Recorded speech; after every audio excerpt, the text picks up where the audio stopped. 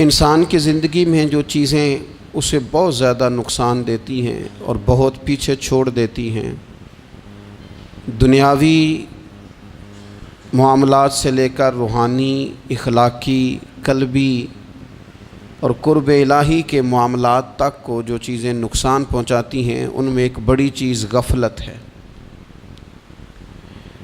ایک لفظ ہوتا ہے جو ہمیں اکثر سننے کو ملتا ہے کہ آپ کی توجہ نہیں ہے۔ یہ ڈھیر سارے لوگوں کا مطالبہ ہوتا ہے، اہل خانہ بھی مطالبہ کرتے ہیں، کئی موقع پر والدین بھی مطالبہ کرتے ہیں، غرباء بھی مطالبہ کرتے ہیں کہ امیروں کی ہماری طرف توجہ نہیں ہے۔ اور یہ بڑی لازمی سی بات ہے کہ کسی چیز پر جب توجہ رہتی ہے تو وہ چیز بہتر ہو جاتی ہے، اور جب عدم توجہی کا لوگ مظاہرہ کرتے ہیں تو وہ معاملہ خراب ہو جاتا ہے۔ یہ جو عدم توجہ ہے اسی کو غفلت کہتے ہیں، اور جب انسان کے مزاج پر غفلت طاری ہوتی ہے اور غفلت اس پر پوری طرح غلبہ کر لیتی ہے تو پھر اس کی زرخیز زمین کو وہ بنجر کرتی ہے۔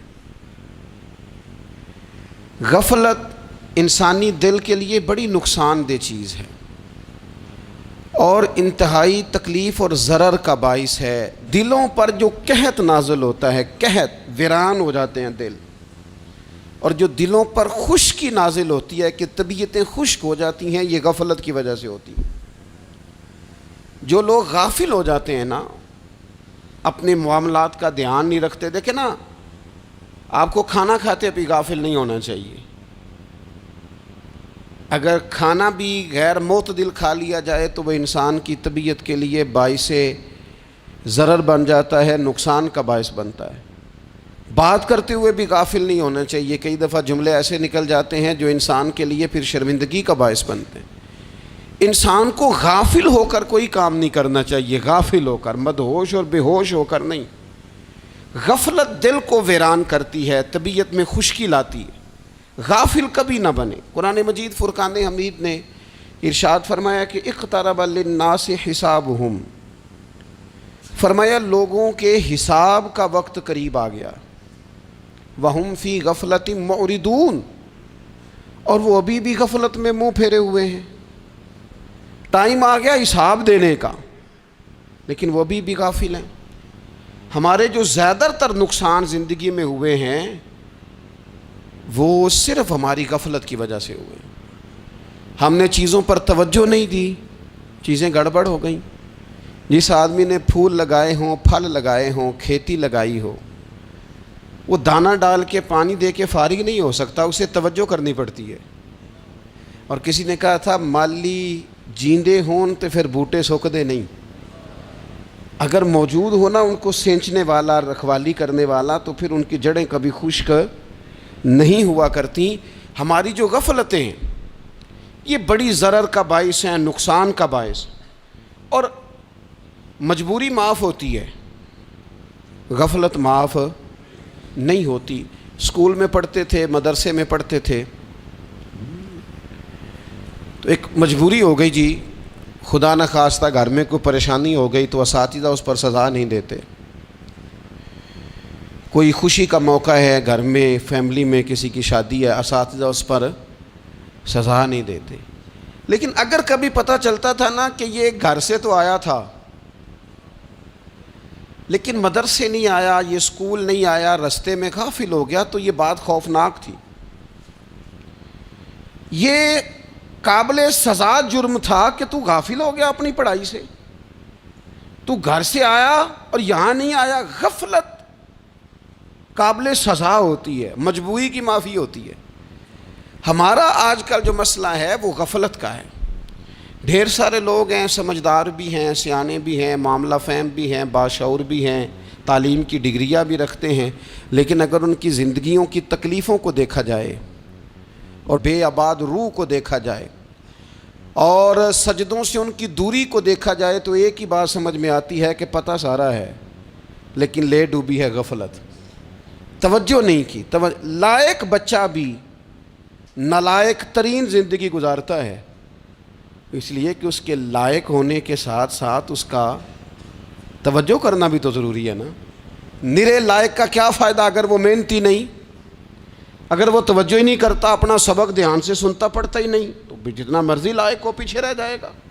اور کئی نالائق ہوتے ہیں، رٹا لگا کے پاس ہوتے ہیں، پر چلو رٹا تو لگاتے ہیں نا، محنت تو کرتے ہیں نا، جد و جہد تو کرتے ہیں۔ کئی نالائق جد و جہد کے باعث آگے گزر جاتے ہیں، اور کوئی اسی چکر میں رہ جاتے ہیں، میں بڑا لائق ہوں، کل پڑھ لوں گا، پرسوں پڑھ لوں گا، ہفتہ تیاری کر کے پاس ہو جاؤں گا۔ اپنی زندگی سے غفلت کا پردہ اٹھائیں، اور غفلت اس کے لیے فیصلہ کرنے کی ضرورت ہوتی ہے، پلاننگ کرنے کی نہیں، فیصلہ کرنے کی ضرورت ہوتی ہے کہ میں نے اب غفلت کرنی۔ ہم نہ جب بھی کوئی پروگرام بناتے ہیں تو منصوبہ بندی شروع کر دیں، منصوبہ بندی نہ کریں، فیصلہ کریں، کہیں کہ میں نے غافل نہیں ہونا۔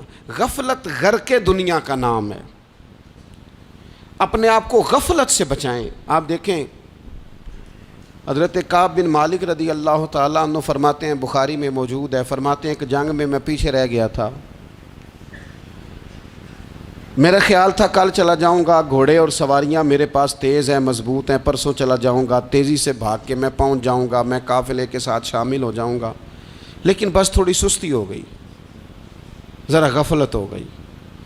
آپ فرماتے ہیں جب سب لوگ چلے گئے حضور علیہ السلام کے ساتھ جہاد میں اور میں پیچھے رہ گیا، تو پھر جب چند دن گزر گئے اور محبوب کے واپس آنے کا ٹائم ہو گیا، تو اب میں غور کرتا سمجھتا تو مجھے مدینے میں یہاں بزدل لوگ نظر آتے، اور کون نظر آتے؟ جو منافق تھے، وہ منافق بزدل دکھائی دیتے، یا مجھے عورتیں اور بچے دکھائی دیتے۔ میں پریشان ہوا، حضور واپس آ گئے۔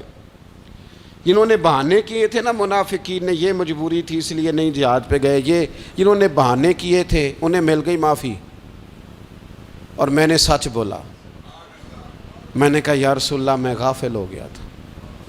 اب کہتے ہیں میں نے جب کہا نا حضور سستی ہو گئی تھی، ذرا غفلت ہو گئی، تو بندہ محبوب سے ہی غافل ہو جائے،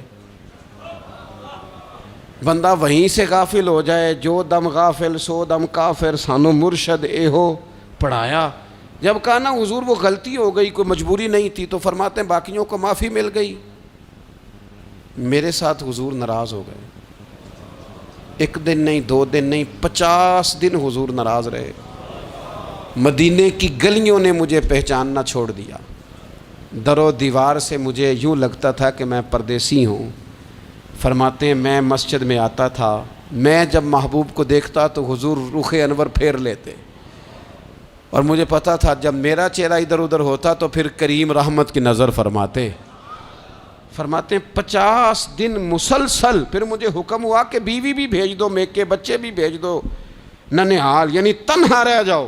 فرماتے ہیں وہ میں نے قید تنہائی کاٹی، لیکن شکر اللہ کا یہ ہے کہ میں سچا تھا، بس ذرا بھول گیا تھا، بس ذرا غفلت ہو گئی تھی۔ تو فرماتے ہیں پھر اللہ تبارک و تعالیٰ نے میرے اوپر فضل یہ فرمایا کہ میری توبہ کا اعلان رب نے قرآن مجید میں فرمایا۔ تو غافل نہ بنے کبھی بھی، ہمارا نا مسئلہ یہ ہے، اور آپ نے ناراض نہیں ہونا، ڈھیر سارے لوگ غافل ہو جاتے ہیں،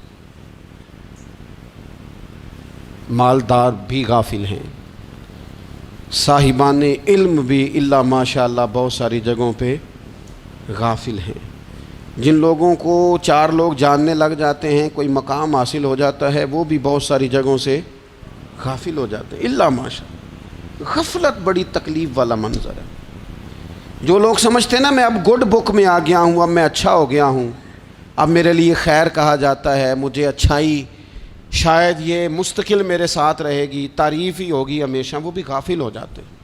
اور یہ غفلت ٹھیک نہیں ہوتی۔ وجہ دیکھنی چاہیے کس وجہ سے انسان کو وقار مل رہا، عزت مل رہی۔ اپنی زندگی سے غفلت کو اتار پھینکیں۔ تھوڑی دیر کی تو غفلت ہوتی ہے، لمبی تو نہیں۔ 2 منٹ کے لیے صرف اس نے ڈرائیونگ کرتے ہوئے چہرہ موبائل کی طرف کیا تھا، 2 ہی تو منٹ لگے تھے۔ لمحوں نے خطا کی تھی، صدیوں نے سزا پائی۔ لمحوں نے خطا کی تھی، صدیوں نے سزا پائی۔ ایک لمحے کے لیے غافل ہوئے تھے اور صدیاں، نسلیں روتی رہ گئیں پیچھے۔ بچے تڑپتے رہ گئے، اہل خانہ پریشان رہ گئے، ماں باپ ساری زندگی روتے رہے، لیکن یہ 2 منٹ کے لیے یہ غفلت جو ہے یہ بڑی تکلیف والا معاملہ. اپنی زندگی سے غفلت کو اتارنا ہے، غافل نہیں بننا، ہر وقت توجہ اور ساری باتوں پہ توجہ. بعض اوقات لوگ ایک طرف توجہ کر کے ایک طرف سے غافل ہو جاتے ہیں. نہ، توجہ ہمہ پہلو رکھنی ہے. ہمارے ذمے جتنے بھی حقوق ہیں ان سب پر توجہ، ہر چیز کا خیال. ایسا نہ ہو کہ عبادت کرتے رہ جائیں اور حقوق العباد ہم سے چھوٹ جائیں، اور حقوق العباد اتنے زیادہ ادا کریں. ایک صاحب مجھے کہنے لگے ایک دفعہ بڑے وثوق کے ساتھ کہنے لگے جی معاذ اللہ ثم نہیں جی ٹائم ملتا پھر نماز دا کی کریے، روزی کمانا بھی تو عبادت ہے نا. تو میں نے کہا آپ نے عبادت کرنا ایک حصہ قبول کیا ہے، آپ نے کل عبادت نہیں قبول کی. عبادت کل ہے، ہمہ پہلو. ایک حصہ آپ قبول کر کے نکل گئے اور باقی آپ نے چھوڑ دی. تو کسی ایک طرف سے بھی غافل نہیں ہونا.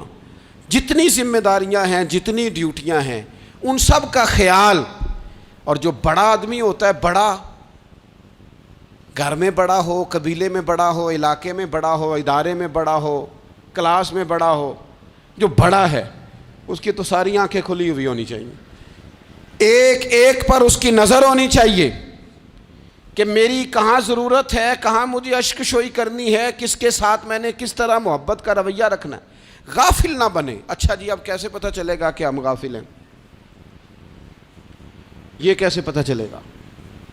آپ کسی بندے سے بھی پوچھ لیں حالات کیا ہیں تو کہتا ہے اللہ کا شکر ہے کبھی کسی کا دل نہیں دکھایا، اللہ کا شکر ہے جی زمانہ ہو گیا 5 نمازیں پڑھتا ہوں، اللہ کا شکر ہے جی. کیسے پتہ چلے گا غافل ہیں؟ پہلی علامت ہمارے علماء اور صوفیاء نے غافل بندے کی لکھی ہے. اس آئینے میں نے اور آپ نے اپنا آپ دیکھنا ہے. غافل بندے کی پہلی علامت یہ ہوتی ہے کہ وہ دنیاوی کاموں میں چست ہوتا ہے اور اللہ اور اس کے رسول کی فرما برداری میں سست ہوتا ہے. یعنی نماز کے وقت تو اسے نیند ستاتی ہے، پریشانی ہوتی ہے، لیکن اگر کسی جگہ مال مل رہا ہو، پیسے مل رہے ہوں، وہاں جانا ہو تو پھر اسے کوئی چیز بھی تنگ نہیں کر. دنیاوی کاموں میں چست ہوگا، یعنی ٹی وی کے آگے، موبائل کے آگے وہ گھنٹوں بیٹھا ہوا ہے. اور اگر اسے 25 منٹ قرآن پاک سننا پڑ جائے، اگر اسے 20 منٹ دینی محفل میں بیٹھنا پڑ جائے، اگر اسے کہا جائے کہ تو 20 رکعت نماز نفل ادا کر، دنیاوی کاموں میں چست ہے، دینی کاموں میں، یہ غفلت کی پہلی علامت. پھر ذاتی معاملات پہ پیسہ خرچ کرنا ہو تو ڈھیر سارا ہے، کسی غریب کی مدد کرنی ہو تو.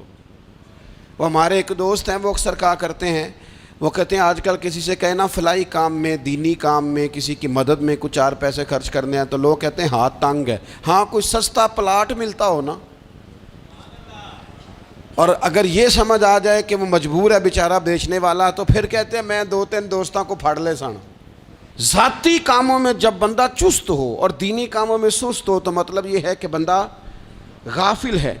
پہلی علامت غفلت کی. اور غفلت کی دوسری نشانی یہ ہے کہ انسان گناہ کے کاموں کو معمولی سمجھنے لگ جاتا ہے. یہ غافل بندے کی نشانی ہے. گناہ کو معمولی سمجھتا ہے، چھوٹا سمجھتا ہے. آج کل لوگ کہتے نہیں میں کو اکیلا کر رہا ہوں، ساری دنیا ہی کرتی ہے. اور جناب کیا ہو گیا اگر یہ غلطی ہو گئی تو بندے سے ہو ہی جاتا ہے. گناہ کو معمولی سمجھنا، چھوٹا سمجھنا اور کہنا پھر کیا ہو گیا ہے، انسان سے غلطی ہو جاتی ہے. آپ دیکھ لیں کہ سینکڑوں بیسیوں گناہوں کا بوجھ ہمارے سروں پہ ہوتا ہے، لیکن کوئی ہمارا دبدبہ ہے، کوئی ہماری گفتگو ہے، کوئی ہمارے جملوں میں خود پسندی ہے، کوئی ریاکاری ہے، کوئی تصنع ہے. یہ غافل بندے کی علامت ہے. نبی اکرم صلی اللہ تعالیٰ علیہ وآلہ وسلم نے فرمایا مومن اپنے گناہوں کو پہاڑ کی طرح سمجھتا ہے. یہ بخاری میں حدیث ہے. مومن پہاڑ کی طرح جانتا ہے اور وہ ڈرتا ہے کہ کہیں وہ پہاڑ اس کے اوپر گر نہ جائے، یعنی کہیں مجھے میرے گناہ کی سزا نہ مل جائے. چھوٹے گناہ کو بھی پہاڑ جانتا ہے، یار مجھ سے غلطی ہو گئی، مجھے ٹھیک کر لینی چاہیے، مجھے معافی لے لینی چاہیے، مجھے توبہ کر لینی چاہیے. مومن اپنے اوپر گناہ کو پہاڑ کی جانب سمجھتا ہے.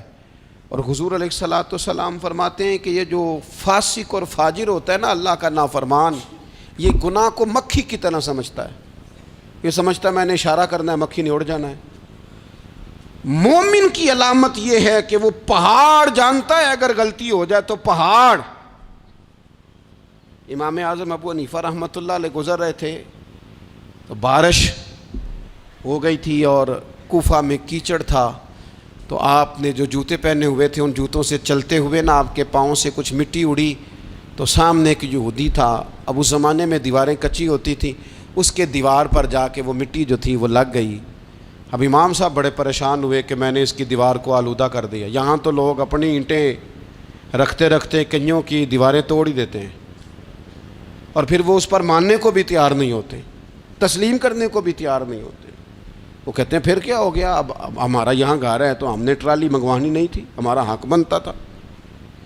امام صاحب کے پیروں سے ذرا کیچڑ اڑا، یہودی کی دیوار پہ لگا، اس کی کچی دیوار تھی۔ امام صاحب پریشان ہو گئے، سوچنے لگے کہ اگر میں دیوار سے یہ کیچڑ اتارتا نہیں تو یہ بھی زیادتی ہے، میں نے اس کی دیوار کو گدلا کر دیا، اور اگر میں اتارتا ہوں تو کچھ مٹی اس کی دیوار کی بھی اتر جائے گی، کچی دیوار ہے، یہ بھی زیادتی ہے۔ مومن گناہ کو پہاڑ کی طرح سمجھتا ہے کہ کہیں گر نہ جائے، اس کی بھی کہیں سزا نہ مل جائے۔ امام صاحب نے اس کے دروازے پہ دستک دی، وہ باہر آیا تو اتفاق سے وہ آپ کا مقروض بھی تھا، اس نے پیسے دینے تھے۔ باہر نکلتے ہی کہنے لگا اوہ آپ تو قرض لینے آ گئے، میرے پاس تو ابھی گنجائش نہیں ادا کرنے کی۔ تو امام صاحب کہنے لگے تو قرض چھوڑ، وہ میں نے معاف کیا، میرے سے غلطی ہو گئی ہے، میں آ رہا تھا، لکڑی کے جوتے اس زمانے میں کھڑاؤں لوگوں نے پہنے ہوتے تھے، کہا وہ میرے پیروں سے ذرا کیچڑ اڑا ہے، تیری دیوار پہ لگ گیا ہے۔ اب میں بڑی دیر سے کھڑا سوچ رہا ہوں کہ اگر میں تیری دیوار صاف نہ کروں تو میں نے یہ میلی کر دی، گدلی کر دی، یہ بھی بات درست نہیں ہے، زیادتی، اور اگر میں اسے صاف کرتا ہوں کچی دیوار سے کچھ مٹی اتر جائے گی تو یہ بھی زیادتی ہے، اب تو بتا میں کیا کروں۔ تو بے موسمہ پھل تھا نا یہ، تو بے موسمہ پھل دیکھ کے بندہ حیران ہو جاتا ہے، جو باتیں روٹین میں نہ ہو رہی ہوں وہ ذرا انوکھی لگتی ہے، بندہ حیران ہو گیا، غور سے امام صاحب کا چہرہ دیکھنے لگا، غور سے چہرہ دیکھنے لگا، اور پھر تھوڑی دیر سوچنے کے بعد کہنے لگا حضور پہلے میں نے دین اسلام کے بارے میں پڑھا اور سنا تھا، آج میں نے دین دیکھا ہے۔ پہلے میں نے سنا تھا کہ دین اسلام اس طرح کا ہے، آج میں نے دین ہم نہ پوری دنیا کے کافروں کو دین سنانا چاہتے ہیں، دکھانا نہیں چاہتے، ہم نیک نظر آنا چاہتے ہیں، نیک بننا نہیں چاہتے، ہم نیک نظر آنا چاہتے۔ نتیجہ کیا نکلتا ہے کہ کچھ عرصے کے بعد پتہ چل جاتا ہے بندہ کس لیول کا نیک ہے، کیا معیار ہے اس کی نیکیوں کا۔ کہنے لگا حضور پہلے میں نے دین سنا تھا، آج دیکھا ہے۔ آپ وہ مٹی کی دیوار پر جو کیچڑ لگ گیا ہے، دیوار کو بعد میں صاف کیجئے گا، پہلے کلمہ پڑھائیں تاکہ میرے اندر کا کفر صاف ہو جائے، مجھے مسلمان کر دیں۔ تو غافل آدمی جو ہوتا ہے نا، وہ پھر تیسری بات، جب بندہ بہت زیادہ غافل ہو جاتا ہے پھر اعلانیہ گناہ کرنے لگتا ہے۔ ایک گناہ پھر اس کا اظہار گناہ، ایک بندہ حدیث پاک میں آتا ہے، ایک بندہ رات کو کوئی غلطی کرتا ہے، اللہ تعالیٰ اس پہ پردہ ڈال دیتا ہے، لیکن وہ سویرے خود لوگوں کو بتاتا پھرتا ہے میں نے یہ کیا، میں نے یہ کیا۔ جب آپ اظہار گناہ کرتے ہیں نا تو سامنے والا بھی دلیر ہوتا ہے، کہتا ہے اس نے کیا میں کر لوں گا تو پھر کیا ہوا۔ ہمارے علماء نے لکھا ہے کسی کی نماز قضا ہو جائے تو کسی کو بتائے نہ، قضا پڑھ ڈالے، اس کا جگہ جگہ ذکر نہ کرے۔ جب آپ کہیں گے نا میری قضا ہو گئی تو آپ کے ساتھ رہنے والا بچہ دوست سمجھے گا یار اس کی قضا ہو گئی ہے تو میری بھی ہو جائے گی تو کیا ہوا۔ گناہ کرنا بھی گناہ ہے اور گناہ کا اظہار بھی گناہ ہے۔ نبی اکرم صلی اللہ تعالیٰ علیہ وآلہ وسلم نے ارشاد فرمایا میری ساری امت کو معافی مل جائے گی سوائے ان لوگوں کے جو اعلانیہ گناہ کرتے ہیں۔ یہ بخاری مسلم دونوں میں حدیث موجود ہے۔ جو اعلانیہ گناہ، جنہوں نے خود ساری دنیا کو گواہ بنا لیا، میں نے یہ بھی جرم کیا، یہ بھی کیا، یہ بھی کیا، یہ بھی کیا، خود انہوں نے لوگوں کے، بہت بڑے غافل آدمی کی علامت ہے کہ گناہ کرے اور پھر اوپر سے اعلانیہ گناہ کرے، اتنا بڑا جرم کرے۔ پھر چوتھی علامت اگر ہم دیکھنا چاہیں کہ ہم غافل تو نہیں. تو غافل بندے کی چوتھی علامت یہ ہوتی ہے کہ وہ فضول کاموں میں وقت بڑا ضائع کرتا ہے. فضولیات میں ادھر بیٹھے ہیں ادھر بیٹھے ہیں, یہاں گپ شپ ہو رہی ہے, وہاں موبائل دیکھا جا رہا ہے, پھر کچھ ٹائم ملا ہے تو پھر کہیں دور دراز کسی ہوٹل پہ کھانا کھانے چلے گئے, پھر کچھ ٹائم ملا تو چلو نکلتے ہیں ذرا کوئی ہفتہ سیر کر آتے ہیں, یہاں گپ شپ ہے, فلاں کو ڈسکس کر لیتے ہیں, فلاں کے بارے میں بات کر لیتے ہیں, سیاسی تبصرے کر لیتے ہیں, یہ تھوڑی گفتگو ہو جاتی, چلے محلے داروں پہ تبصرہ شروع کرتے ہیں, کون روٹی زیادہ کھا رہا ہے اور کس کے پاس پیسے زیادہ آ گئے, چلو جا کے پتہ کرتے ہیں. حالانکہ یہ پتہ نہیں کرنا چاہیے تھا, پتہ تو اس کا کرنا چاہیے تھا جو بیچارہ کل سے بھوکا ہے. خبر تو اس کی رکھنی چاہیے تھی جس بیچارے کے گھر میں بچوں کے لیے پہننے کو کپڑے موجود نہیں ہیں. اس پر تبصرہ یہ کرتے ہیں کہ یہ محنت کیوں نہیں کرتے, اور اگر کسی پر اللہ عطا کر دے پھر حساب ضرور لگاتے ہیں کہ ذرا معلومات کرو یہ اتنی جلدی آگے کیسے نکل گئے. غافل بندے کی علامت ہے وقت کا ضائع کرنا اور فضول کاموں میں ضائع کرنا اور بلا وجہ ضائع, اور ایسے سوالات کرنا جن کی ضرورت ہی کوئی نہیں, بالکل ضرورت ہی نہیں, کوئی مطلب ہی نہیں, لیکن ہم لوگ وقت ضائع. یہ غفلت کی علامت. غفلت اللہ والوں کی علامت کیا تھی؟ ایک بات انہوں نے زندگی میں لے لی, سیکھ لی, پھر ساری زندگی اسی پہ گزار دی. ان کا ارادہ تھا نا کشکول سیدھا کیا. کچھ لوگ ساری زندگی لیکچر قبول لے کے سن کے پھر بھی سمجھنے کو تیار. یہ غافل دل کی علامت ہے. اس لیے نبی پاک صلی اللہ تعالیٰ علیہ وسلم نے فرمایا دو نعمتیں ایسی ہیں جن میں اکثر لوگ غفلت میں ہیں, ایک صحت اور دوسری فراغت. لوگ بلا وجہ وقت ضائع کرتے ہیں. اللہ نے صحت دی ہے, کسی خیر کے کام میں لگائیں. اگر آپ کے پاس فارغ وقت ہے تو قرآن پاک کو یاد کریں, ترجمہ اور تفسیر سے پڑھیں, محبوب پاک علیہ السلام کی احادیث کو یاد کریں, اللہ والوں کی باتیں سنیں. وقت ملے تو عبادات میں لگائیں, نوافل میں لگائیں, تلاوت میں لگائیں, ذکر اذکار میں لگائیں, اور پھر اللہ مزید توفیق عطا کرے تو کسی کے بھلے میں وقت لگائیں. گلی سے کوئی کانٹا اٹھائیں, کوئی روڑا اٹھائیں, کوئی کسی کی مدد کریں. لیکن یہ غافل ہونے کی علامت ہے کہ اپنے وقت کو ضائع کرنا. اور پھر اسی طرح غفلت کی پانچویں علامت یہ ہے کہ اگر بندے کو دنیا سے پورا پیار ہو جائے, یعنی شب قدر میں بھی آ کے کہتا ہے یا اللہ کبھی پیسے دے دینا, شب برات والے دن بھی کہتا ہے کہ مالک اگر کبھی کوئی ایسا سبب لگ جائے نا, یعنی بیت اللہ شریف کے سامنے کھڑے ہو کے بھی اگر اس نے مال ہی مانگنا ہے وہاں بھی اس نے یہی سوال کرنا ہے, حب دنیا اتنی غالب آ جائے. تو یہ غافل ہونے کی علامت.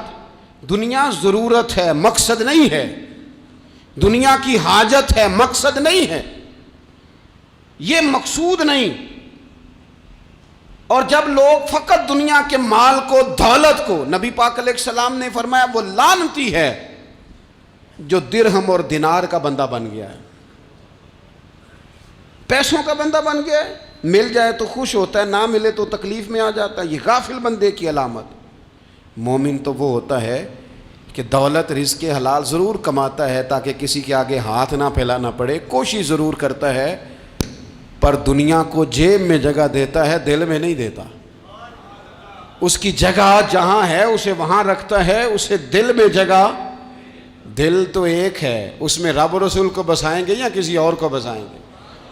تو حب دنیا یہ غافل ہونے کی بہت بڑی علامت ہے. پھر اسی طرح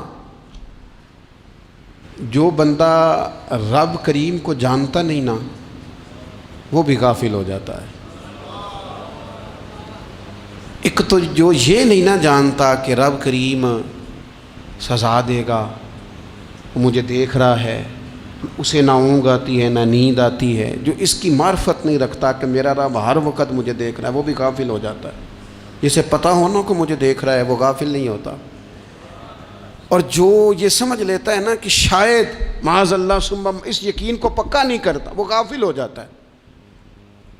اور ایک جو یہ نہیں نہ جانتا کہ رب مہربان کتنا ہے وہ بھی غافل ہو جاتا ہے.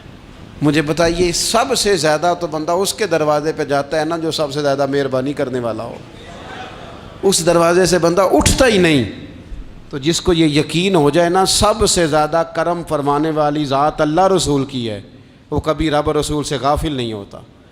وہ کبھی اللہ رسول کا دروازہ چھوڑ کے نہیں جاتا، وہ کبھی کسی اور جگہ جا کے پناہ تلاش نہیں کرتا۔ جسے پتہ چل جائے نا وہ کریم کتنا ہے، مہربان کتنا ہے۔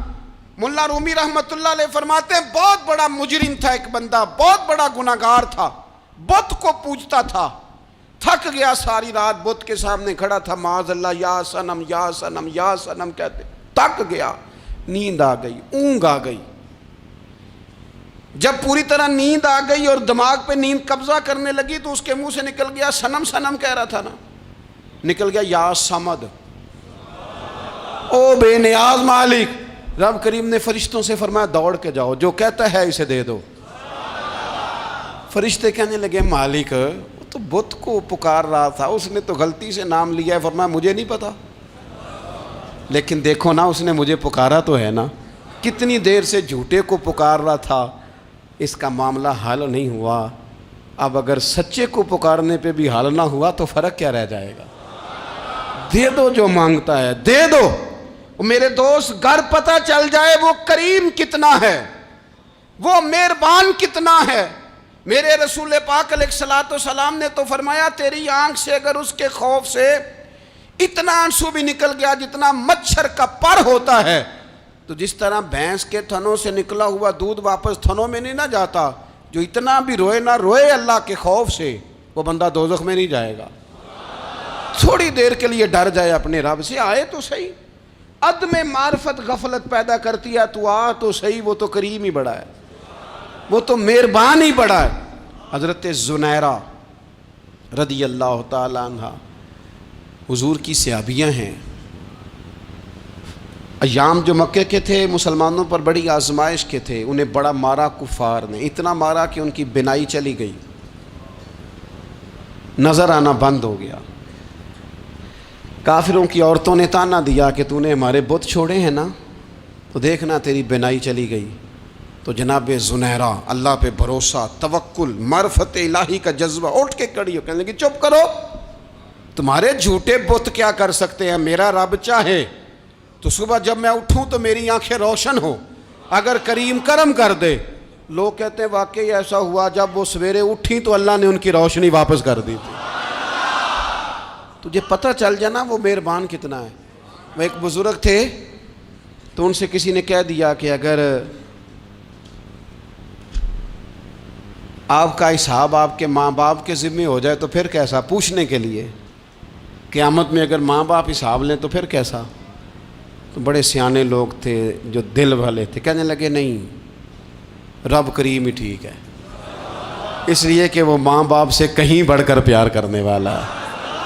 اگر یہ معرفت مل جائے وہ کریم کتنا ہے۔ اور جب بندہ پوری طرح اس کی بارگاہ میں آ کے تڑپ جاتا ہے نا، مولا میں جاؤں کدھر، تیرا دروازہ چھوڑ کے جاؤں کدھر۔ اقبال کہتے ہیں وہ ایک سجدہ جسے تو گراں سمجھتا ہے، 1000 سجدوں سے دیتا ہے آدمی کو نجات۔ تجھے جگہ جگہ جھکنا نہیں پڑے گا اگر تو صحیح معنوں میں اپنے رب کی بارگاہ میں جھک جائے۔ تو میرے عزیز کوشش کریں کہ اس کی معرفت، اس کا کرم، اس کی عطا اور اللہ تبارک و تعالیٰ کے حاضر و ناظر ہونے پر عین الیقین، حق الیقین حاصل کریں۔ اور پھر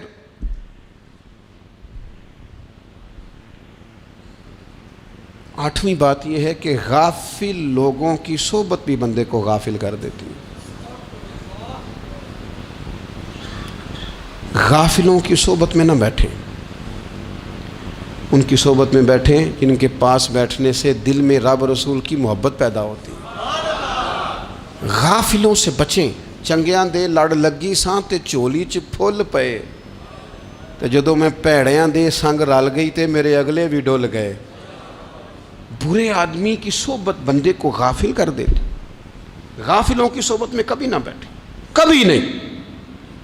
غافل آدمی آپ کو غافل کر دے گا۔ میرے نبی پاک علیہ الصلوۃ والسلام نے فرمایا انسان اپنے دوست کے مذہب پر ہوتا ہے۔ یہ بہت بڑے لفظ ہیں۔ فرمایا المرء علی دین خلیلہ، انسان اپنے دوست کے مذہب پر ہوتا ہے۔ تو دیکھ تو نے دوست کس کو بنایا ہے، جو تیرے دوست کا مذہب ہوگا وہی تیرا ہو جائے گا۔ ہم نے دوست بنایا نا غوث پاک جیلانی کو،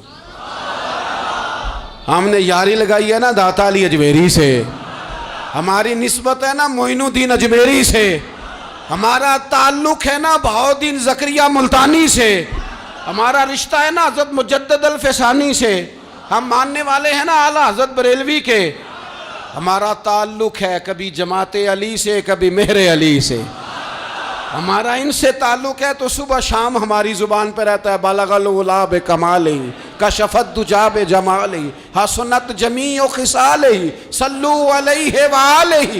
ان سے تعلق جڑا ہے نا تو کئی دفعہ تنہائیاں تڑپا دیتی ہیں اور تڑپ کے کہتے ہیں آج سکھ متران دی ودھیری ہے، آج سکھ متران دی، سکھ کہتے ہیں اڈیق کو، متر کہتے ہیں محبوب کو، اج سکھ متران دی ودھیری ہے، اے کیوں دلڑی اداس گھنیری ہے، لوں لوں وچ شوق چنگیری ہے، اج نینا لائیاں کیوں جھڑیاں، سبحان اللہ سبحان اللہ سبحان اللہ۔ پہلے کہتے ہیں سکھ متران دی ودھیری ہے یعنی اداس ہوں، پھر حضور کے جلووں پہ نظر کرتے ہیں، کہتے ہیں سبحان اللہ سبحان اللہ، ماں اجمل کا ماں احسن کا ماں اکمل کا، اور پھر فوراً کہنے لگے او کتھے مہر علی، او کتھے مہر علی، کتھے مہر علی تے کتھے تیری سنا، اب ویکھو مشتاق اکھیں کتھے جاڑیاں، بلغ العلا بے کمال کشف الدجی بے، اور میرے اعلیٰ حضرت کہنے لگے سرور کہوں کہ مالک و مولا کہوں، باغ خلیل کا گلے زیبا کہوں تجھے، تیرے تو وصف عیب تناہی سے ہیں بری، حیران ہوں میرے شاہ میں کیا کیا کہوں تجھے۔ غافل آدمی کی علامت ہے برے لوگوں کی صحبت میں، خبردار ان کے پاس نہ بیٹھنا جن کے پاس بیٹھنے سے تمہارے دلوں میں اولیاء اللہ اللہ کے بندوں کی عداوت پیدا ہو، خبردار خبردار ان کے پاس نہ بیٹھنا جن کے پاس بیٹھنے سے تمہارے دلوں میں حضور کی اولاد پاک کے بارے میں شک پیدا ہو، خبردار اس شخص کے پاس نہ بیٹھنا جو امام حسین ابن علی کے بارے میں کوئی کمزور بات کرتا ہو، بچنا، خبردار اس سے بچنا جو حضور کے صحابہ کے بارے میں بات کرے، بچنا بچنا اس سے، جو سیدنا ابو بکر صدیق کے بارے میں کوئی، دیکھو کیا مقدر ہیں صدیق و فاروق کے، جن کے گھر ہی رحمتوں کے خزینے میں، بھلا کیا کہا نبی پاک، حضور نے فرمایا میرے اوپر جس نے نیکی کی تھی بدلہ دے دیا ہے، یہ جو میرے ابو بکر صدیق ہے نا، ان کو میں اللہ کی بارگاہ میں لے جاؤں گا، کہوں گا مالک تو ہی بدلہ عطا فرما۔ ایک ہاتھ میں جناب صدیق کا ہاتھ پکڑا، ایک میں حضرت عمر کا ہاتھ پکڑا، اور حضور مسجد نبوی سے باہر آ رہے ہیں، دیکھنے والے کی زبان سے بے ساختہ سبحان اللہ نکل گیا، کیا شان ہے کیا مقدر ہے۔ تو حضور علیہ السلام رک گئے اور روک کے فرمایا تو حیران ہو رہا ہے نا، تو حیران ہو رہا ہے نا کہ میں نے ایک ہاتھ میں ابو بکر کو پکڑا ہے، ایک میں عمر کو پکڑا ہے، فرمایا قیامت میں جب میری قبر کھلے گی تو میں اسی طرح قبر سے نکلوں گا، اس طرح میدان محشر میں میں آؤں گا۔ خبردار حضور ایک وفاداروں کے وفادار رہنا، ان کے وفادار رہنا، ان کے وفادار رہنا بڑا عجیب دور آیا ہے۔ ہم نے یہ دور دیکھا ہے کہ لوگ حضور کے صحابہ کے بارے میں بھی بات کریں گے، اب نبی پاک کی اولاد پاک کے بارے کو بھی ڈسکس کیا جائے گا۔ اپنا منہ تو دیکھ، اپنی حیثیت دیکھ، اور پھر وہ بندے دیکھ جن کو اللہ نے چن کے اپنے محبوب کی غلامی کے لیے حضور کے قریب بٹھایا ہے۔ تو بچنا ایسے لوگوں سے، پرہیز کرنا، خبردار عقیدہ ستھرا رکھنا، عقیدہ ستھرا رکھنا، صاف رہنا، پاکیزہ رہنا، غافلوں کی صحبت سے بچنا۔ بڑا ڈرتے ہیں اللہ سے، دعائیں مانگتے ہیں یا اللہ نسلوں میں بھی وہی بندے پیدا فرما جو عقیدے پکے رکھنے والے ہیں، وہ بندے پیدا فرما ہماری نسلوں میں۔ ایک وہ بندہ بھی غافل ہو جاتا ہے جو امیدیں لمبی لگا لیتا ہے، جن کے منصوبوں میں دولت بھی ہوتی ہے، گھر بھی ہوتا ہے، اولاد کا بڑا ہونا بھی ہوتا ہے، پوتے پوتیاں نواسے نواسیاں دیکھنا بھی ہوتا ہے، یہاں بھی گھر وہاں بھی گھر، یہ سیر، یہ سارا کچھ ہوتا ہے، لیکن رب کی بارگاہ میں پیش ہونا جن کے پیش نظر نہیں ہوتا۔ لمبی امیدیں۔ حضرت مولا علی شیر خدا فرمایا کرتے تھے، میں تم پر دو باتوں کا خوف کھاتا ہوں، جو ڈر آتا ہے، ایک یہ کہ تم خواہش کی پیروی کرو گے، جو نفس کی خواہش ہوگی اس کے پیچھے لگ جاؤ گے، اور ایک کہ تم لمبی لمبی امیدیں باندھو گے، اتنے سال جینا ہے، اتنے 100 سال جینا ہے، یہ کرنا ہے وہ کرنا ہے۔ منصوبہ بندی کریں مستقبل کے لیے، وہ بری نہیں، لیکن تیاری رکھیں، تیاری رکھیں، اس بات کا بھی خیال رکھیں کہ اللہ کی بارگاہ میں حاضر ہونا۔ یہ غفلت کی چیزیں ہیں جو بندے کو غافل کر دیتی ہیں۔ جو لوگ اللہ کا ذکر نہیں کرتے وہ بھی غافل ہو جاتے ہیں، اور جو فضول باتیں زیادہ کرتے ہیں نا، ہنستے زیادہ ہیں۔ فَلْيَضْحَكُوا قَلِيلًا وَلْيَبْكُوا كَثِيرًا، قرآن کہتا ہے زیادہ رویا کرو، کم ہنسا کرو۔ نبی پاک علیہ الصلوۃ والسلام سے پوچھا تھا حضرت عقبہ بن عامر نے کہ یا رسول اللہ نجات کس چیز میں ہے؟ تو نبی پاک علیہ الصلوۃ والسلام نے فرمایا ایک تو اپنی زبان قابو میں رکھو، دوسرا فرمایا اپنے گھر میں ٹھہرے رہو، تمہارا گھر تمہارے لیے کافی ہو، فضول نہ نکلو گھر سے، اور تیسرا فرمایا اپنی خطاؤں پہ رویا کرو۔ کثرت کلام اور فضول کلام اور بلا وجہ یہ بندے کو غافل کرتا ہے، دل کو سخت کرتا ہے۔ یہ چند چیزیں ہیں جو انسان کو غفلت میں ڈالتی ہیں۔ اپنے آپ کو ان چیزوں سے بچائیں اور غفلت کو توڑیں۔ آپ کے ذمے، میرے ذمے جو حقوق العباد ہیں ان کا پتہ کریں، جو اللہ رسول کے حقوق ہیں ان کی خبر دیکھیں، ہماری جو ذمہ داریاں ہیں ہم کس طرح انجام دے رہے ہیں اس پر توجہ کریں، اپنے معاملات کو ٹھیک کریں۔ ہم انسان ہیں، کوتاہیاں تو رہ جائیں گی، لیکن جب کوشش کریں گے تو پھر رب تعالیٰ مدد بھی فرمائے گا۔ ایک بات اور کرنی ہے، ایک تو میں نے عرض کیا غفلت کو توڑنا، ایک دوسری بات قرآن مجید کا ایک سبق اور، جب غفلت توڑنی ہے تو پھر لازمی طور پر ایک کام کرنا پڑے گا۔ میں نے یہ عرض کیا تھا کہ پلاننگ نہیں کرنی، فیصلہ کرنا ہے۔ تو فیصلہ کرنا ہے تو کرنا کیا ہے؟ پھر قرآن حکیم نے سورہ بقرہ میں کہا فاستبقوا الخیرات، یعنی تم نیکیوں کی طرف دوڑو، جلدی جلدی نیکیاں کرو، فٹافٹ، دیر نہ کرو۔ فٹافٹ سے مراد یہ نہیں کہ نیکی جلدی جلدی کر جاؤ، یعنی ٹال مٹول نہ کرو خیر کے کام میں، کل کریں گے، پرسوں کریں گے، عمرہ کر رہے ہیں پھر نیکی ہیں، حج کر رہے ہیں پھر نیکی ہیں، بچے بیال ہوں پھر میں نیک ہوں، یہ تھوڑا سا یہ کام ٹال مٹ۔ فاستبقوا الخیرات، نیکیوں کی طرف دوڑو، جلدی کرو، بھاگو۔ نبی پاک صلی اللہ تعالیٰ علیہ وسلم نے فرمایا 5 چیزوں کو 5 چیزوں سے پہلے غنیمت جانو۔ حضور علیہ الصلوۃ والسلام فرمانے لگے ایک تو تم جوانی کو نہ بڑھاپا آنے سے پہلے پہلے غنیمت سمجھ لو۔ نبی کریم صلی اللہ تعالیٰ علیہ وآلہ وسلم ارشاد فرمانے لگے کہ اپنی صحت کو غنیمت جان لو، بیماری آنے سے پہلے پہلے۔ پھر حضور علیہ الصلوۃ والسلام فرمانے لگے اگر اللہ نے تمہیں مال دیا ہے، وسعت دی ہے، تو نیکی کر لو، خرچ کر لو اللہ کے راستے میں، خدا نہ خواستہ تم پر غریبی آ جائے۔ اور پھر حضور سید عالم صلی اللہ تعالیٰ علیہ وسلم فرمانے لگے اگر تمہیں اللہ نے کچھ فراغت دی ہے، بہت زیادہ مصروف نہیں ہو، تو غنیمت جان لو، جلدی سے نیکی کر لو قبل اس کے کہ تم مشغول ہو جاؤ۔ اور 5ویں بات حضور نے بیان کی، فرمایا زندگی کو غنیمت جانو، موت آنے سے پہلے پہلے جلدی سے نیکی کر لو۔ نیکی کے لیے ساری زندگی منصوبہ بندی نہ کرتے رہو، نیکی کے لیے دیکھو نا، ہماری زندگی میں یہاں دنیا میں رہ کے چند منٹوں میں وہ نیکی کی جا سکتی ہے جو قیامت کے بعد صدیوں کا ہمارا فائدہ کرے گی، صدیوں کا فائدہ کرتے نہیں۔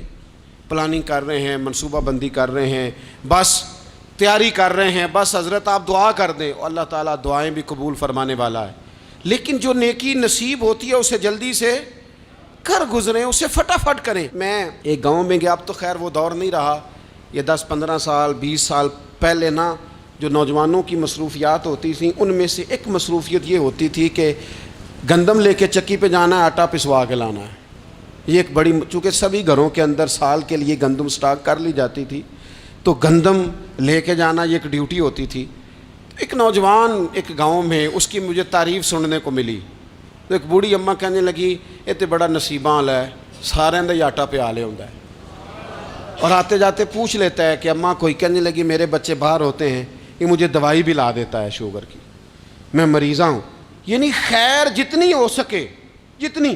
میرے ایک سنگی ہیں تو سڑک پہ کوئی بندہ کھڑا ہوتا ہے نا، اللہ تعالیٰ انہیں سلامت رکھے، بندہ کھڑا ہوتا ہے تو کہتے ہیں میں اس سے پوچھ لیتا ہوں بابا جی کدھر جانا ہے، فلانی جگہ جانا ہے، تو کہتے ہیں میں موٹر سائیکل پہ بٹھا لیتا ہوں۔ بندہ دیکھ کے مجھے سمجھ آ جاتی ہے ضرورت مند ہے، کوئی چور نہیں، کوئی ڈاکو نہیں، ضرورت مند ہے۔ میں اسے منزل تک نیکی جتنی میسر آئے، جس حد تک میسر آئے۔ کیا کہا ہمارے نبی پاک علیہ السلام نے؟ حضور نے ہم سے فرمایا کچھ نہ ہو سکے تو بات ہی مسکرا کے کر لینا، اس پر ہی اللہ صدقے کا ثواب عطا کرے۔ فاستبقوا الخیرات، جلدی سے نیکی کر لو، اپنے نامہ اعمال میں روز نیکیاں جمع کرو، کوئی نہ کوئی خیر کا کام روز کرو اور جلدی سے کرو۔ صحیح مسلم میں حدیث ہے، نبی پاک صلی اللہ تعالیٰ علیہ وسلم فرمانے لگے جلدی جلدی نیکی کے کام کر لو ان فتنوں سے پہلے جو اندھیری رات کے حصوں کی طرح فتنے ہوں گے۔ فرمایا اس وقت حال یہ ہوگا کہ آدمی صبح مومن ہوگا، شام کو کافر ہو جائے گا، شام کو مومن ہوگا تو صبح کافر ہو جائے گا۔ اور فرمایا لوگ دنیا کے بدلے اپنا دین تک بیچ ڈالیں گے۔ معاذ اللہ جھوٹی قسمیں نہیں کھائی جاتی، جھوٹا قرآن مجید نہیں لوگ اٹھا لیتے، لوگ دنیا کے لیے دین بیچ ڈالیں گے۔ اس سے پہلے جب فتنے اتنے زیادہ ہو جائیں، اس سے پہلے نیکی کر لو، کوئی خیر کا کام کر لو، جلدی سے کچھ ایسا کر لو۔ حضرت عقبہ بن حارث رضی اللہ تعالیٰ عنہ فرماتے ہیں یہ دیکھیں ہمارے نبی پاک علیہ السلام کی سیرت کیا ہے، حضور کا اسوہ کیا ہے، نبی پاک علیہ السلام ہماری تربیت کس طرح کرتے ہیں۔ حضرت عقبہ بن حارث رضی اللہ تعالیٰ عنہ کہتے ہیں ہم نے نبی پاک علیہ السلام کے ساتھ عصر کی نماز پڑھی، یہ صحیح بخاری میں موجود ہے۔ فرماتے حضور سلام پھیرتے ہی فوراً اٹھ کے گھر تشریف لے گئے۔ یہ ہمارے لیے انوکھی بات تھی، غیر متوقع تھی، پہلے کبھی ایسا ہوا نہیں۔ سلام پھیرا نماز کا، حضور جلدی سے تشریف لے گئے۔ اب ہم حیران تھے اور حیرت انگیز طور پر حیران تھے کہ کریم اتنی جلدی تشریف لے گئے۔ تھوڑی دیر ہوئی حضور واپس آ گئے تو محبوب پاک علیہ السلام فرمانے لگے گھر میں ایک چھوٹی سی ڈلی، ایک چھوٹا سا ٹکڑا سونے کا پڑا تھا، مال آیا تھا سارا صدقہ کر دیا، وہ تھوڑا سا پڑا تھا، اچانک مجھے یاد آیا وہ تو پڑا رہ گیا۔ تو حضور فرمانے لگے میں نے کہا کہیں ایسا نہ ہو جائے کہ ساری رات گزر جائے اور میرے گھر میں پڑا ہی رہ جائے، میں جلدی سے جا کے اسے خیرات کر دوں۔ میں نے خیرات کیا پھر میں واپس آ گیا ہوں۔ جلدی سے نیکی، جلدی سے نیکی کر لی جائے۔ ہم بڑا انتظار کر رہے ہیں، بڑا لمبا ہمارا پروگرام ہے، ہمارے پاس ٹائم ہی بڑا ہے، کسی نے کان میں کہہ دیا ہے تیرے پاس بڑا وقت ہے، ابھی تو بڑی عمر پڑی ہے، ابھی تو جناب او میرے بھائی یہ لوگوں کے کہنے کی باتیں ہیں، پھر پتہ ہی نہیں چلتا حالات کس طرح کے ہو جاتے ہیں اور کیا معاملات انسان کے ساتھ درپیش ہوتے ہیں۔ جتنی خیر میسر آئے، جتنا بھلا میسر آئے، جتنی انسان کو توفیق ملے۔ میں نے بزرگوں کو دیکھا، اپنے اصحاب کو، پہلے وہ خدام سے کہتے کہ میں سونے لگا ہوں اور پابند کرتے لوگوں کو کہ فلاں وقت، بزرگوں کو میں نے دیکھا اپنے، وہ پابند کرتے لوگوں کو کہ فلاں وقت میں موجود ہوں گا آنا، خود پابند فرماتے، اور پھر جب بیدار ہوتے تو سب سے پہلے خدام کو بلا کے پوچھتے کوئی مہمان تو نہیں آیا؟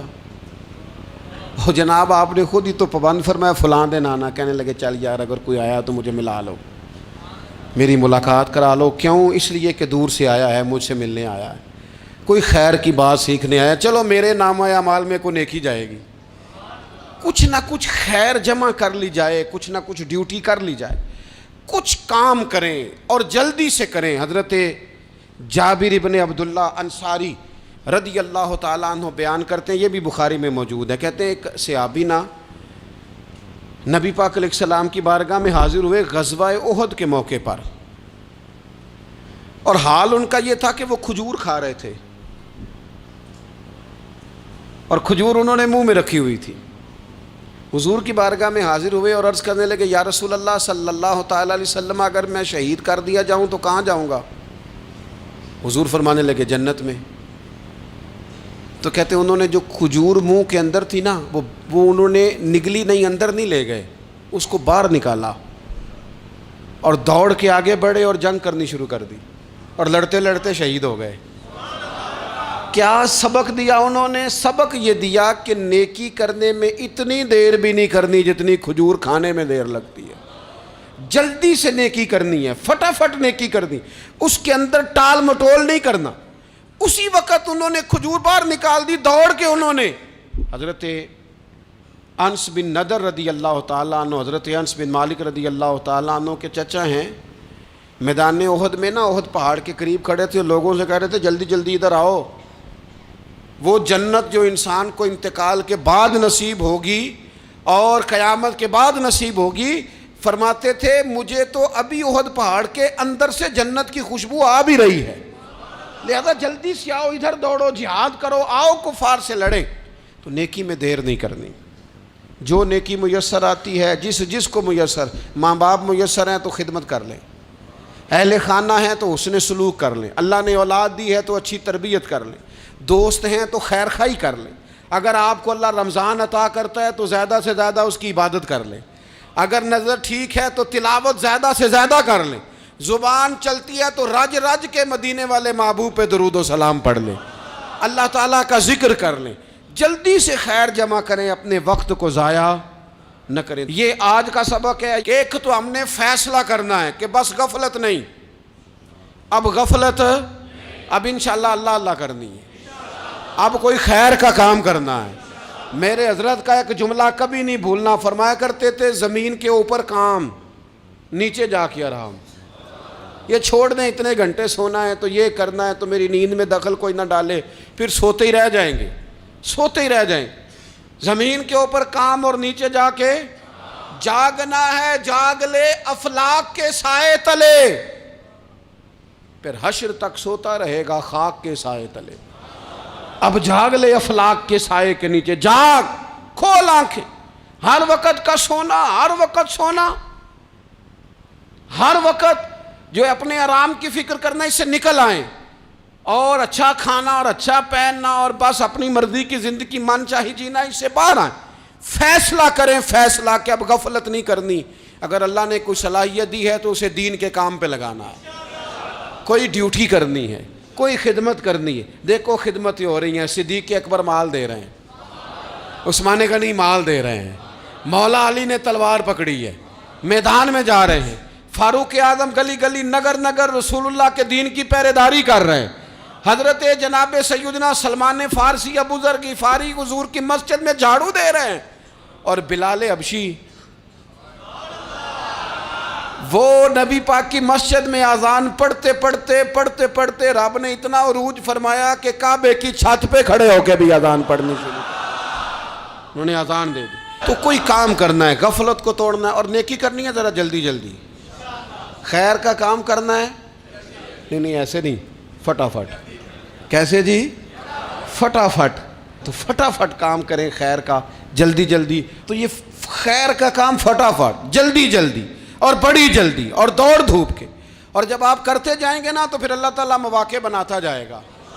آپ سے میری اپیل ہے، بالخصوص میرے ساتھ جو وابستہ سنگی ہیں، جو پیار کرنے والے ہیں، دو باتیں آج آپ نے لے کے جانی ہیں گھر۔ یہی لنگر ہے، یہی آپ کے لیے دعا ہے، یہی ہمارے بزرگوں کا فیض ہے، یہی نصیحت ہے کہ آپ نے یہ دو باتیں لے کے جانی ہیں۔